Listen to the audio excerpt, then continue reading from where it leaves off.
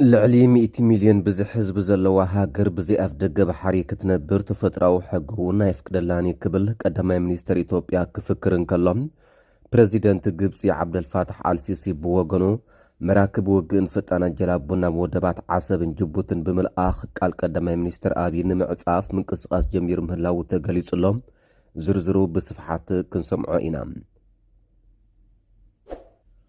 መንግስት ኢትዮጵያ በመንገድ ኮሚሽን ምሕደራ ስጋት ሓደጋ ኢትዮጵያ ቢሉ ኣብ ትግራይ ማዓስከር ተመዛበልቲ ሕጻጽ ረድኤታ ይተቋረጸን ወርሓዊ ሰብኣዊ ሓገዝ ክልእ ክጸኒሐ ክብል ብግዜው ምምሕዳር ትግራይ ንዝቐረበሉ ክሲ ምላሽ ይብሉሎ ነዚ ዝምልከት ዝርዝር እውን ኣለና።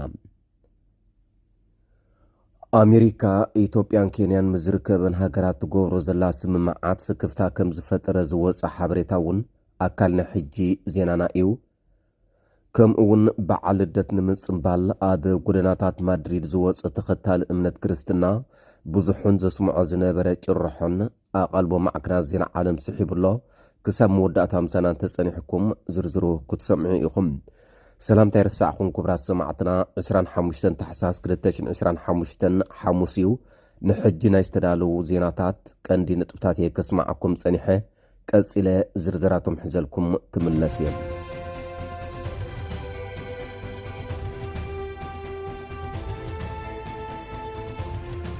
ግብጺ ኣብ ሃገራት ኤርትራን ጅቡቲን ወደባት ባሕሪን ምምዕባል ተስማሚዓ ምህላዋ እዚ ድማ ኣካል ናይቲ ንነዊሕ እዋን ዝጸንሐ ምስሓብ ግድብ ኣባይ ኣብ ልዕሊ ኢትዮጵያ ጽቕትን ምፍጣር ትገብሮ ዘላ ወፍሪ ምዃኖም ምንጭታት ካብ ካይሮ ንዘናሽናል ሓቢሮም ብመሰረት እቲ ዝተኸተመ ስምምዓት ግብጺ ነቲ ስትራቴጂካዊ ወደብ ቀይሕ ባሕሪ ዝኾነ ዓሰብን ዶራለ ናይ ጅቡቲን عقمنا معباي معرفة مراكب وقن نايشتو قن كأمروسات فتانا جلابو زعشقالون صفحة زلو معسكر كتفتر يام إذا تاريخاويت مقناقنتي إثيوبيا مخوانا زنقر الله أب أفريقيا زبالت وتهدرو بقعاتن كتوبان زلو قبسين ودبات عصبن دورالنا جبوتن بمسفاح كتهانسوم هكينا زلو وتهدرو معسكرات بعابي أونتا أفدق بحر نمركاب دام تبل زلا إثيوبيا نمخردان مخوانيو اتمنشي قليسوم ኢትዮጵያ ኣብ ዝሕጂ ዋን ከባቢ 900 ንግዳዊ ንጥፈታታ በዝሕጂ ግብጺ ክትስፍሖን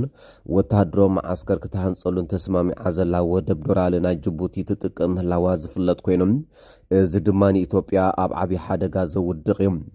መንግስት ግብጺ ንክልቲአን ዘን ወደባት ንምስፋሕ ገዚፍ ባጀት ሰሊዑ ኣብ ቀረባ እዋን ክጅምሮ ምዃኑ ዝገልጽ ተሓበሬታ ድሮውን መራክብ ግብጺ ኣብ ዘን ወደባት ዑደት ምግባርን ወሲኹ ጠቒሱ زحابريتا زبوصحو منغست ኢትዮጵያ ኣብ ዝሳለስቲ ብመንገዲ ትንሱ ዝውንኖ ትካል ቴሌቪዥን ኢቢሲ ግብጺ ኢትዮጵያ ኣፍደገ ባሕሪ ከይትረክብ ከርዲና ንምዕጻው ምጸላእትና ሓቢራትን ቀሰቀሳላ ዝብል ናይ ክሲ መግለጺታት መዓልታዊ ዘቅርብ ዘሎ ኮይኖም ከም ግብረ መልስ ናይ ዝውን አንጻርቶም ብግብጽን ኤርትራን ዝድጎፉ ሰራዊት ሱዳን ወግእ ገጢሞም ዘለዎ ሓይልታት ዳዕመል ሰሪዕ ኣብ መሬቱ ወታደሮ ማዓስከር ክምስሩቱን ካብ ኢትዮጵያ ተበጊሶም ኣብ ልዕሊ ሰራዊት አልቡርሃን ዝቆጻጸሮ ምብራቃዊ ከባቢታት ሱዳን መጥቃዕቲ ክኸፍቱን ኣፍቂዱሎም እዚ ኣብ መንጎ ግብጽን ኢትዮጵያን ብሰንኪ ግድብ ኣባይ ተፈጢሩ ዘሎ ምትፍናን ኣብቲ ዞባ ናይ ልፍንቲ ሓይልታት ተፈጢሩ ናብ ኣዕናዊ ኩናት ከየምርሕ ስክፍታ ብዙሓት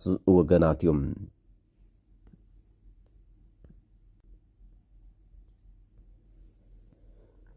ኮሚሽን ምሕደራ ስጋት ሓደጋ ኢትዮጵያ ኣብ ትግራይ ማዓስከር ተመዛበልቲ ሕጻጽ ረድኤት ኣይተቋረጸን ኢሎም እቲ ኮሚሽን ብሮባ ኣብዘውፀ መግለጺ መንግስቲ ኣብቲ ማዓስከር ንዝርከቡ ተመዛበልቲ ብቀዳምነት ትኹረት ብምግባር ናይ ምግቢ ሰብኣዊ ሓገዝ የቕርብ ኣሎ ኢሎም ኣብ ዞባ ሰሜን ምዕራብ ትግራይ ኣብ ዝርከብ ማእከል ተመዛበልቲ ሕጻጽ ብዘጋጠመ ጥምየት ተመዛበልቲ ሞቱ ከም ዘለውን ንሕማማት ከም ዝተቃልዑን ብሰፊሑ ክንገር ድሕሪ ምጽንሒኡ እቲ ኮሚሽን ነዚ መግለጺ ኣውፂኦም ኣብ ማእከል ተመዛበልቲ ሕጻጽ ተመዛበልቲ ብጥምየት ከም ዝሞቱን ብዙሓት ኣብ ድርኩኺት ሞት ከም ዝርከቡን ኣብ ሰናይ ተግባር ዝነጥፉ ቲክቶከራት ክሳብ ዘቃልዑሉ እዋን ብዛዕባ እዚ ክስተት ብግዜያዊ ምምሕዳር ትክልል ይኹን ማዕከናት ዜና ትክልል ኣይተዘረበሉን ጸኒሖም እቶም ኣብ ማሕበራዊ ሚድያ ዝተዘርግሑ ምስልታት ኣብ ማእከል ተመዛበልቲ ሕጻጽ ዝነብሩ ብሕሱም ጥምየት ኣካሎም ዝተሃስዩ ኣረጋውያን የርእዮም እዚ ክስተት ከቢድ ስምባደ ዝፈጠረ ክኸውን እንከሎም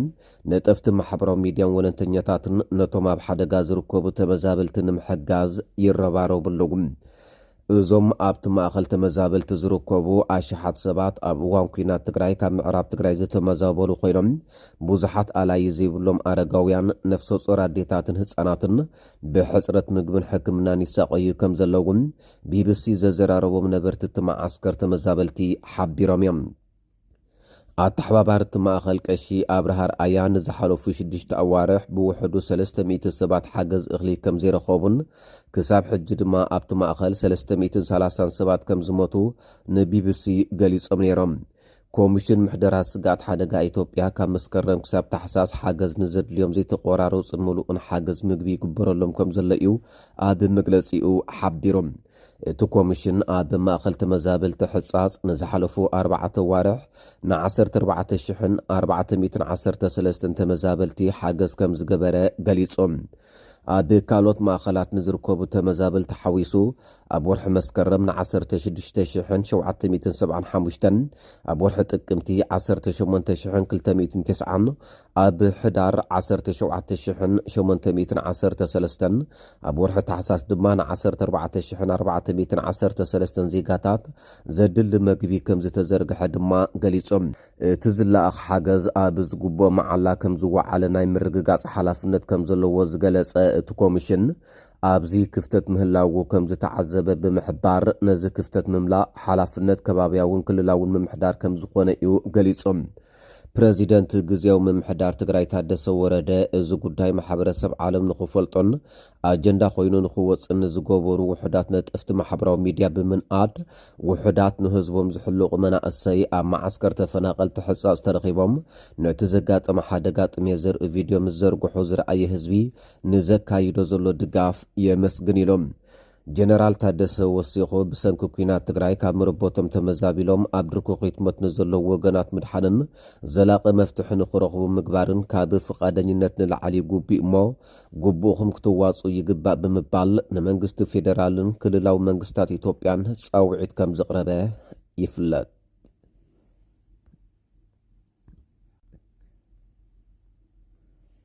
ብኻልእ ዜና ኣብ ኢትዮጵያ ብሓደጋ ሙሉእ ብምሉእ ዝተቖርጸ ኢድ ዳግማይ ብዕውት መንገዲ ከም ዝተተኽለ ተገሊጾም።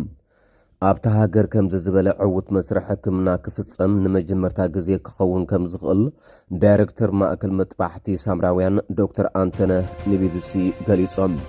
ወዲ 20 ዓመት መንእሰይ ቅድሚ 3 ሰሙን ቁልጽሙ ኣብ ማሽን ዕንፀይቲ እናሰርሐ እንከሎ ብዘጋጦም ሓደጋ እዩ ተቖሪጾም።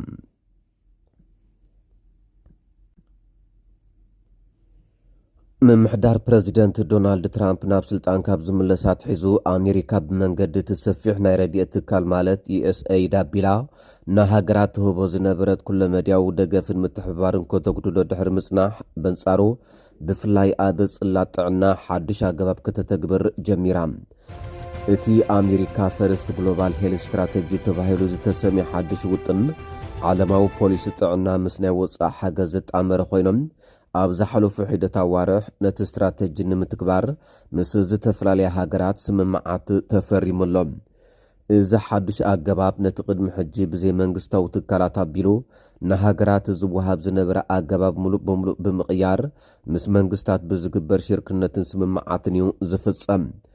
እቲ ኣሜሪካ ፈርስት ተባሂሉ ዝተሰመየ ዓለማዊ ስትራቴጂ ጥዕና ኣብ ዝሓለፈ መስከረም ብክፍሊ ጉዳያት ወፃኢ ኣሜሪካ ወጋዓዊ ኮይኑ ንሃገራዊ ረብሓታት ኣሜሪካ ቀዳምነት ንምሃብ ኣብ ክልታዊ ሽርክነት ንምህናፅን መሻርክቲ ሃገራት ኣበርክቶ ክገብራ ንምፍቃድን ዝተዳለወ እዩ ተባሂሉሎም። ኣብ ዝሓለፉ ሰሙናት መንግስቲ ኣሜሪካ ምስ ኢትዮጵያ ስምምዕ ዝፈረመ ኮይኖም እዚ ሓደ ካብቶም ብዙሓት ምስ ዝተፈላለያ ሃገራት ዝፈረሞም ስምምዓት እዮም። እቲ ን5 ዓመታት ዝጸንሕ ስምምዕ ልዕሊ 1.6 ቢልዮን ዶላር ኣብ ዓውዲ ጥዕና ወፍሪ ዝገብር ኮይኖም በዚ ኸኣ መንግስቲ ኣሜሪካ 1.16 ቢልዮን ዶላር ክሽፍን እንከሎም መንግስቲ ኢትዮጵያ ድማ ነቲ ዝተረፈ ክሽፍኖ እዮም። ኬንያ ነዚ ስምምዕ ምስ መንግስቲ ኣሜሪካ ዝፈረመት ፈላመይቲ ጎረቤት ሃገር ኮይና ኬንያ ኣብ መወዳእታ ሕዳር መጽሓፍ ጉዳያት ወፃኢ ኣሜሪካ ማርኮ ሩቢዮ ነቲ ናይ 2.5 ቢልዮን ዶላር ስምምዕ ፈሪማ። እቲ ስትራቴጂ ምስ ሃገራት ዝግበር ስምምዓት ከም ሰብኣዊ ሓገዝ ኣይቁፀርን ዝበለ ተሓበሬታ ኣብ ክንድኡ ኣብ ዝተፈላለያ ሃገራት ዝኽሰቱ ሕማማት ብኣግኡ ብምፍላጥ ብምክልኻልን ብምቁፅጻርን ድሕነት ኣሜሪካውያን ኣብ ምክልኻል ዘተኮረ እዩ። እቲ ውጥን ንውድብ ጥዕና ዓለምን ካልኦት ትራምፕ ዝነቐፎም ኣህጉራውያን ትካላት ጥዕናን ከምኡውን ኣብ ትሕቲ መንግስቲ ኣሜሪካ ዝነበሩ ዩኤስኤይድን ፔፕፋርን ብገንዘብ ብምድጋፍ ስራሓት ከካይዱ ኣብ ክንዲ ምግባር ኣብ መንጎ ኣሜሪካን መንግስታትን ብዝግበር ሓበራዊ ስምምዕ ዝምወል እዮም። እቲ መስርሕ ብቐጥታ ተጠቀምቲ ኣብ ክንዲ ምርካብ ምስ መንግስታት ኣብ ዝግበር ሽርክነት ዘተኮረ እዩ ክኸውን። ሓደ ካብ ዕላማ ናይ ሽርክነት ሃገራት ሕማማት ቅድሚ ናብ ኣሜሪካ ምብፅሖም ናይ ምፍላጥን ምዕጋትን ዓቕመን ምጥንኻር እዩ።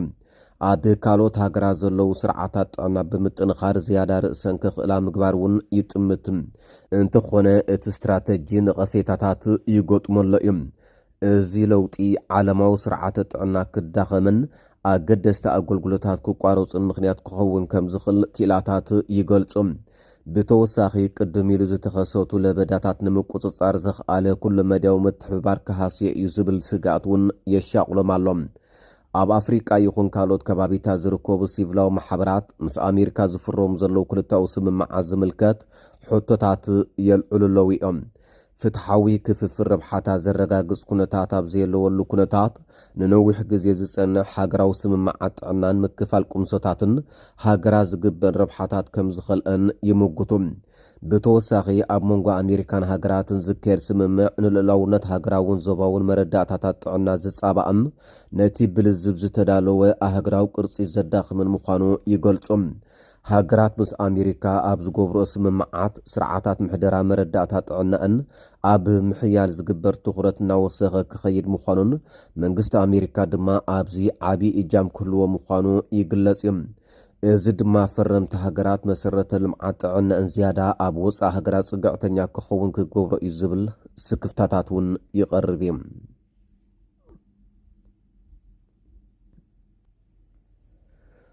ኣብ እስጳኛ ጎደናታት ማድሪድ በዓል ልደት ንምጽምባል ዝወፀ ተኸታሊ እምነት ክርስትና ዝኾነ ኣማእታ ሽሓ ዝቑፅሩ ህዝቢ ኣቓልቦ ማዕከናት ዜና ስሒቦም። እዚ ትማሊ ምሸት ኣብ ጎደናታት ማድሪድ ብምውፃእ ንበዓል ልደት ክጽምብል ዝተረኣየ ብብዙሑ ፍልይ ዝበለ ተኸታሊ እምነት ክርስትና ክርስቲያን ክቕጽልን ክዕምብብን ዝብል ጭሩሕ እናጋውሐ ኣምሲሎም።